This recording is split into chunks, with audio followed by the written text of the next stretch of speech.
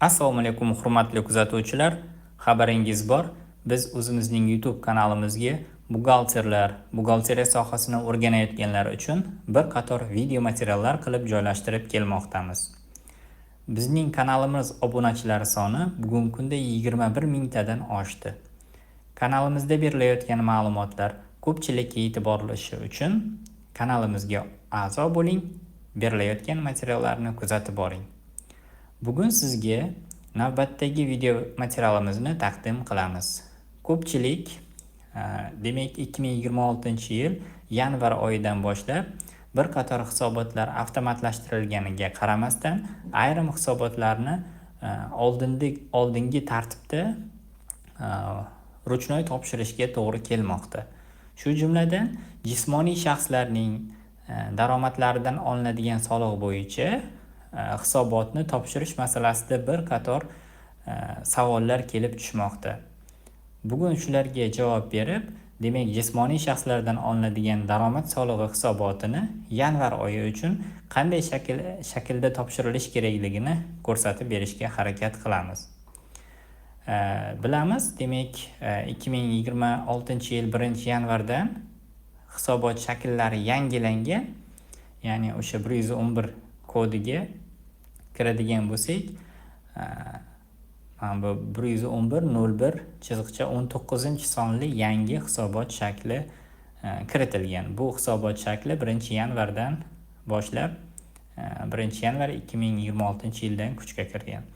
Keling hisobot shaklini ko'rib o'tadigan bo'lsak, avvalambor bu hisobot shaklida shunaqa yangiliklar kiritildiki, agar sizda ijara saytida ko'chmas mulk ijaraga olingan bo'lsa yoki avtotransport vositasi ijaraga olingan holatlarda agar ularning o'sha ko'chmas mulkning manzili yoki avtotransport vositasini ro'yxatga qo'yilgan manzili sizning yuridik manzilingizdan boshqa hududda joylashadigan bo'lsa, unda jismoniy shaxslarning daromadlaridan olinadigan soliq hisobotini o'sha rayonga ham taqdim qilishingiz lozim bo'lmoqda. Shu sababli bugungi korxonamiz misolida, demak bitta ijara shartnomasi va ikkita transport vositasi bo'yicha ijara shartnomasi bo'lgan korxonaning hisobotini topshirish misolida ko'rsatib beramiz. Keling hisobotimizni to'ldirishdan avvalambor biz shablonlarni shakllantirib olishimiz kerak. Ya'ni bizda ish haqi bo'yicha asosiy shablonimiz, ya'ni xodimlarga oylik bo'yicha to'ldiradigan asosiy shablonimiz va ikkinchi, ya'ni ijaraga olingan ko'chmas mulklar yoki ijaraga olingan transport vositasi bo'yicha shablonlarimizni to'ldirib olishimiz kerak bo'ladi. Keyin bittama-bitta har bir hududga topshirib chiqamiz. Hozir bizda bitta asosiy shablon va bitta Navoiy viloyatidan olingan transport vositasini ijara shartnomasi bo'yicha ilova va Toshkent viloyatining Olmaliq shahridan ijara obyektimiz bo'lgan holatlarni topshirib ko'ramiz. Demak, bizning korxonamizda 3 ta shablon shakllantirilishi lozim ekan. Bitta asosiy shablon, ya'ni korxonamizga xodimlarning oyligi bo'yicha va keyin boshqa hududlarda joylashgan yoki transport vositasi yoki ko'chmas mulkning ijara shartnomalari mavjud bo'lgan holatlarda topshirishimiz lozim bo'ladi. Avvalambor ijaralar ro'yxatini ijara saytidan ko'rishimiz mumkin. Ijara saytidan ko'chirib olishimiz mumkin. Xuddi shunday transport vositalarimizda ham ko'chirib olishimiz mumkin ijaralar ro'yxatidan. Tasdiqlangan joyida turgan bo'ladi. Bu korxona misolida, demak, yaqinda bekor qilingani uchun bekor qilingan joyda turibdi. Demak, bu yanvar oyida amalda bo'lgan shartnomalarimizni ko'chirib olamiz. Keyin mana hisobot shakliga o'tganimizdan keyin jismoniy shaxslardan olinadigan daromad solig'i, hisobot turi, yil, va davrini tanlaymiz. Yanvar oyi. Agar sizni korxonangizda, korxona ro'yxatdan o'tgan yuridik manzilda jismoniy shaxs bilan ijara shartnomasi, ko'chmas mulk bo'yicha yoki avtotransport vositasini ijara shartnomasi bo'lgan taqdirda, unda siz alohida topshirishingiz shart emas, umumiy shablonda ketaveradi. Mana shunaqa shaklda turadi отчетimiz. E'tibor qilsangiz, oldin qo'lda yoziladigan joylari ham yo'q. Xodimlar sonini qo'yamiz. Xodimlar sonini, demak, asosiy shablondan olamiz. 172 ta ekan.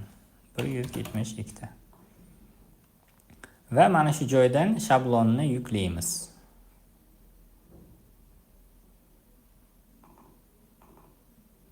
Asosiy shablon. Shablonni yuklaganimizdan keyin formani to'ldirish uchun hisobotni yuklash tugmasini bosing. Ma'lumotlar tanlangan fayldan import qilinadi deyilgan. Mana hozir bizda hech narsa to'ldirilmagan. Mana shu joydan hisobotga yuklash tugmasini bossak, barcha xodimlar soni, ikkinchi ilovadagi xodimlar soni kelib chiqadi va ko'rsatilgan ma'lumotlar kelib o'tiradi bizda. Yanvar oyida bo'lgani uchun yanvar oyidagi ma'lumotlar tepadagi bilan bir xil. Stavkasini qo'yamiz 12% va mana bu joyga NPS summasini qo'yamiz.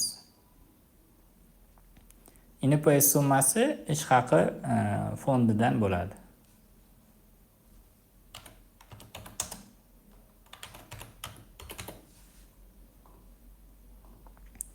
Mana e'tibor qiling, hisobot shaklimiz to'ldirildi. Endi e'tibor beradigan bo'lsak, mana bu korxonada, mana bu 012-ilovasida mehnatga haq to'lash bilan bog'liq bo'lmagan daromadlar, ya'ni ikkinchi ilovadagi summalar kelmoqda bu yerga. Asosiy shablonimizning ikkinchi ilovasiga o'tsak, mana umumiy daromad summasini solishtirib ko'rishingiz mumkin.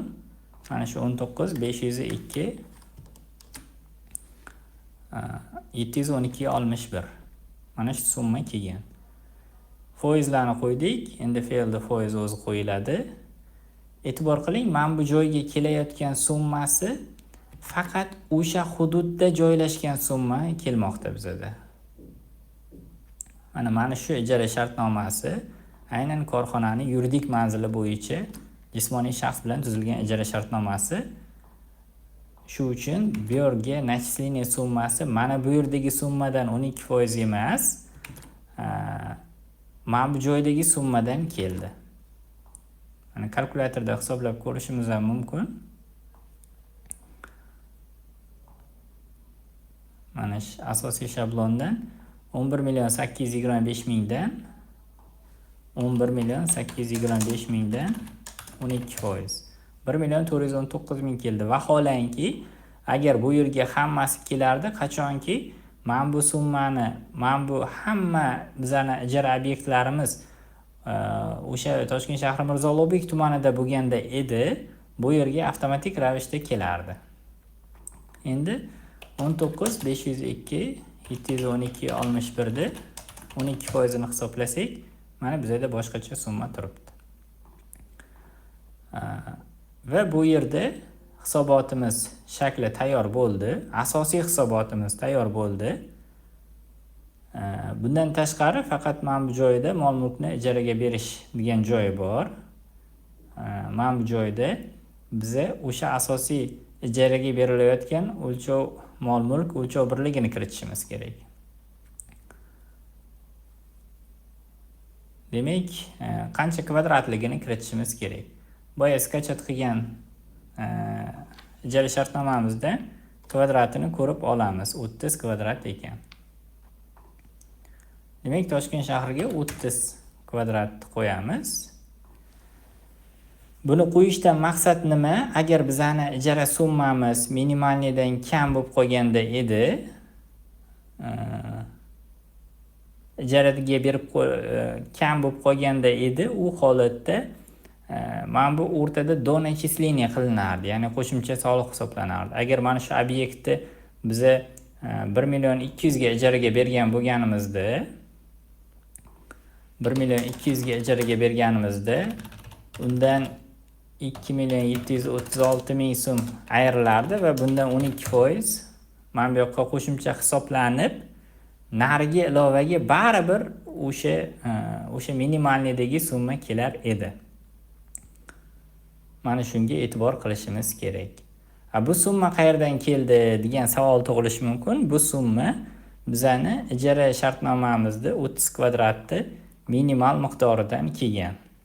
Demak, ofisda Toshkent shahrida 30 kvadrat 91.200 edi. Mana ofis maqsadida 91.200. Mana shundan kelgan. Demak, bizani asosiy hisobotimiz tayyor bo'ldi. Buni agar bir tekshirib olmoqchi bo'lsangiz, saqlash tugmasini bosasiz.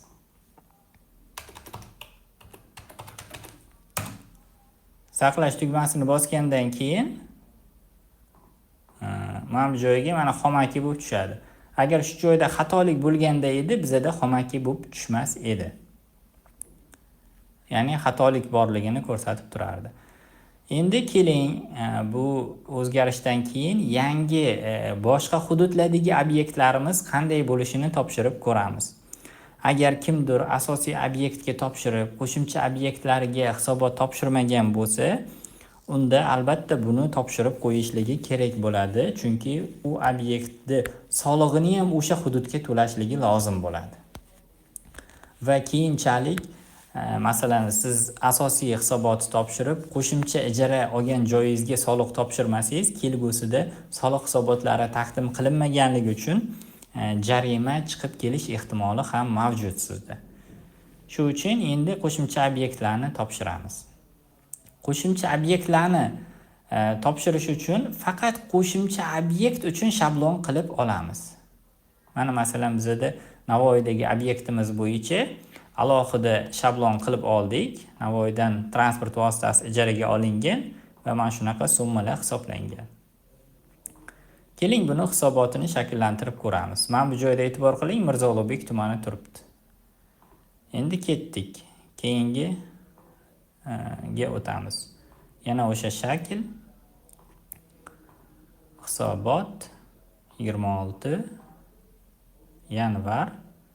Mana shu joyga endi Navoiy viloyatini o'sha obyektimiz qaysi hududdan olingan bo'lsa, ijaramiz. O'sha joyini ko'rsatishimiz kerak bo'ladi. Bizda Navoiy viloyati Zarafshon shahridan olingan.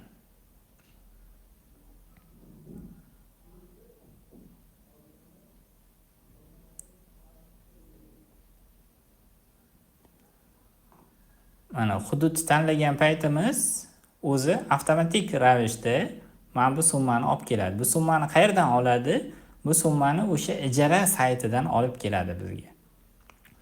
Biz shablonni yuklaymiz. Navoiyni shablonni yuklaymiz va hisobotga yuklashni bosamiz. Mana e'tibor qiling. Endi bizda bu yoqdagi ilovamizdagi summani olib keldi. Ya'ni 2.272.728. 2.272.128 12% berga qo'yamiz mana bu ashibga ketish uchun. Mana bizda mana shunaqa ko'rinishda bo'ldi.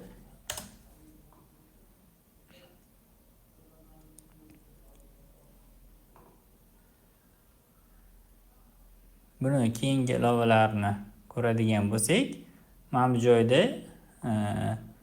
yengil avtomobillar degani bor. Demak, yengil avtomobillar dona 1 dona soni. Yuk avtomobillari yo'q.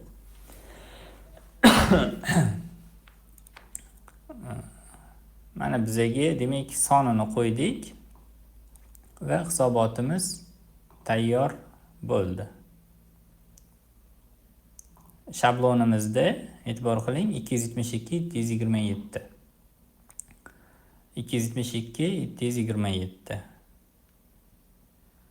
Demak, umumiy summamiz chiqdi bizda. hisobotimiz tayyor bo'ldi. Buni saqlash tugmasini bosadigan bo'lsak, endi bu yerda ham shunaqa joyi bor. Agar bizani avtotransport vositamizni minimal miqdordan kam bo'ladigan bo'lsa, mana oylik ijara to'lovining eng kam miqdori bu yerda chiqib turibdi. Agar minimal miqdordan kam bo'ladigan bo'lsa, bu yerda ham o'sha donachisleniya qilinishiga to'g'ri keladi. Hisobotda avtomatik ravishda donachisleniya qilinadi. Keyin boshida shunaqa xatolik bo'lgan edi. Jo'natishni bossak yoki saqlashni bossak, siz bu tuman anaqasi emassiz, to'lovchisi emassiz degan xatolik berar edi. Hozir ijaraga siz kiritib qo'ygan bo'lsangiz, obyektingizni soliq avtomatik litsevoylar ochib qo'ygan o'sha tumandan. Keyin soliq to'lash jarayonida ham aynan o'sha tumanga to'lashingiz kerak bo'ladi. Hisobotingiz to'g'ri shakllandimi yo'qmi, saqlash tugmasini bossangiz, xomakiga tushsa, demak to'g'ri shakllangan bo'ladi. Xatolik mavjud bo'lsa, bu yerda ko'rsatadi. Xatolik mana bu yerda ushbu tuman uzr, bu yerda biz hududni noto'g'ri tanlabmiz, adashmasam. Navoiy shahri. Navoiy shahri ekan, uzr. Navoiy shahri ekan. Mana xatolikni ko'rsatdi. Va bu yerga o'tsak, mana bizda yengil avtomobilga chiqdi. Uzr so'rayman, boyagi joyimizda Zarafshonni noto'g'ri tanlab qo'ygan ekanmiz. Demak, yengil mashinalarniki 918 ming eng kam miqdor bo'yicha, bizda 2.272.728 so'm bo'lgan. Shu sababli mana hisobotimizdagi summa avtomatik ravishda to'ldi. Hisobotimizni yana tekshirib ko'rish uchun saqlash tugmasini bosamiz. Faylni biriktirmabmiz. Qaytadan biriktirib, hisobotga yuklashni bosib o'ramiz. Hech narsa o'zgarmaydi baribir. Saqlash tugmasini bosamiz. Saqlash.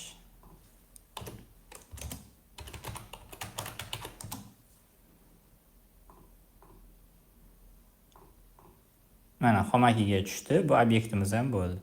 Xuddi shunday keyingi obyektimizni ko'ramiz. Jismoniy shaxs bilan olinadigan daromad solig'i. Hisobot 2026-yil yanvar oyi. Endi Toshkent viloyati Olmaliq shahrini ko'ramiz.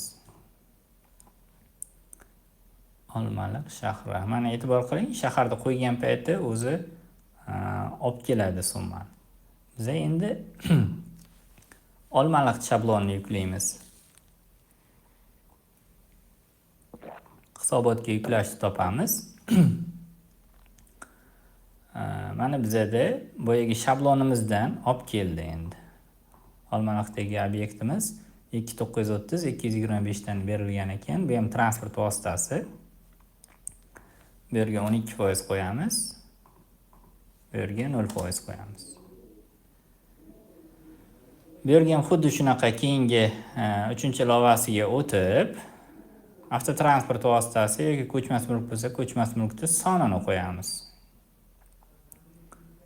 Bizda bu demak ko'chmas mulk ekan.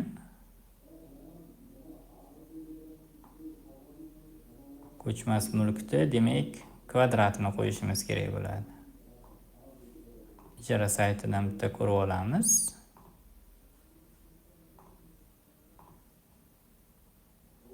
Muddat tugaganda bo'lish kerak, adashmasam. 87 ekan kvadratimiz. 87 metr kvadratda beriladi mana. Turar joy ekan, tekshirib ko'ramiz. Ana bu ham turar joyga kirasiz. Turar joyda boshqacharoq. Minimalniy bo'yicha hisoblanganda bunaqa summa, bizda hisoblagan bunaqa summa bo'lgani uchun bu yerda do начисления chiqmagan. Hisobotimiz tayyor bo'ldi. Saqlash tugmasini bosib tekshirib ko'ramiz to'g'riligini.